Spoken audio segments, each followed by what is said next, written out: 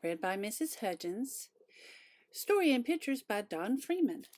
Corduroy is a bear who once lived in a toy department of a big store. Day after day, he waited with all the other animals and dolls for somebody to come along and take him home.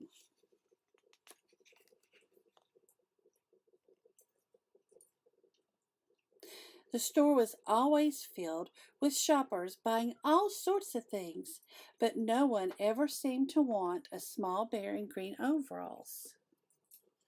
Then one day a little girl stopped and looked straight into Corduroy's bright eyes. "Oh, Mommy," she said, "look, that's the very bear I've always wanted." "Not today, dear," her mother sighed. "I've spent too much already. Besides, he doesn't look new. He's lost the button on one of his shoulder straps."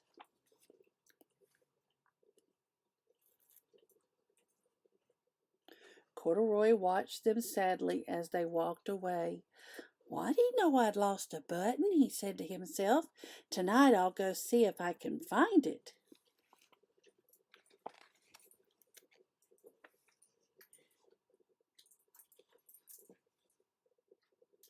Later that evening, when all the shoppers had gone and the doors were shut and locked, Corduroy climbed carefully down from his shelf and began searching everywhere on the floor for his lost button.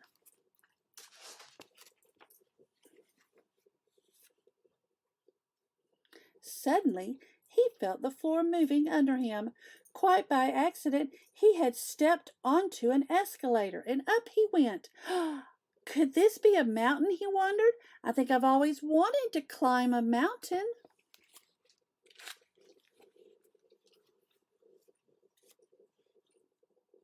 He stepped off the escalator as it reached the next floor, and there, before his eyes, was a most amazing sight. Tables and chairs and lamps and sofas and rows of beds. "This must be a palace," Corduroy gasped. "I guess I've always wanted to live in a palace."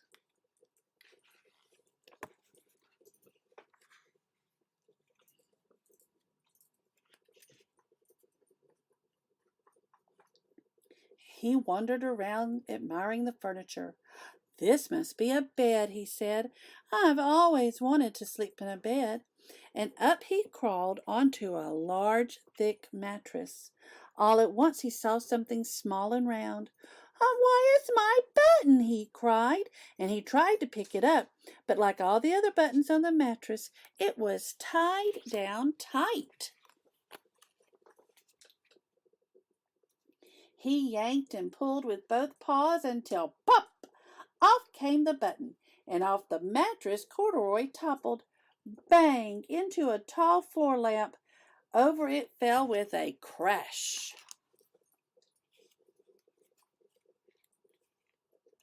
Corduroy didn't know it, but there was someone else awake in the store. The night watchman was going his rounds on the floor above when he heard the crash, and he came dashing down the escalator. "Now who in the world did that?" he exclaimed. "Somebody must be hiding around here."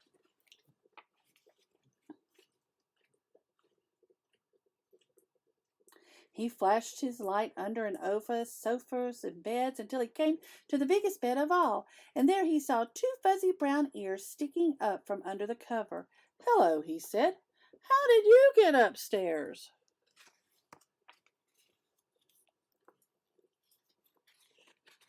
The night watchman tucked Corduroy under his arm and carried him down the escalator and set him on the shelf in the toy department with the other animals and dolls.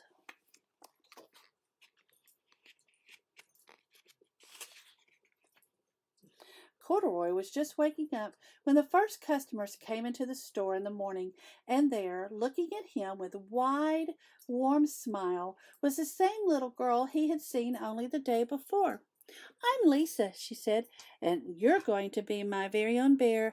Last night I counted what I've saved in my piggy bank, and my mother said I could bring you home."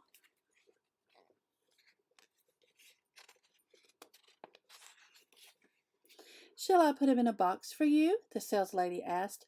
"Oh, no, thank you," Lisa answered, and she carried Corduroy home in her arms. She ran all the way up 4 flights of stairs into her family's apartment and straight to her very own room.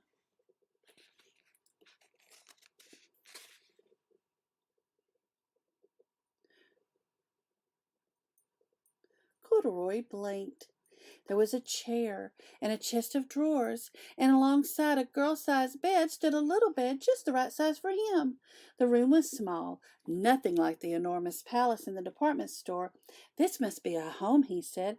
"I know I've always wanted a home."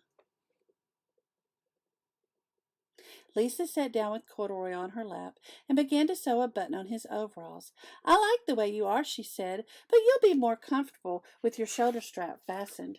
"You must be a friend," said Corduroy. "I've always wanted a friend." "Me too," said Lisa, and she gave him a big hug. Hello, everyone.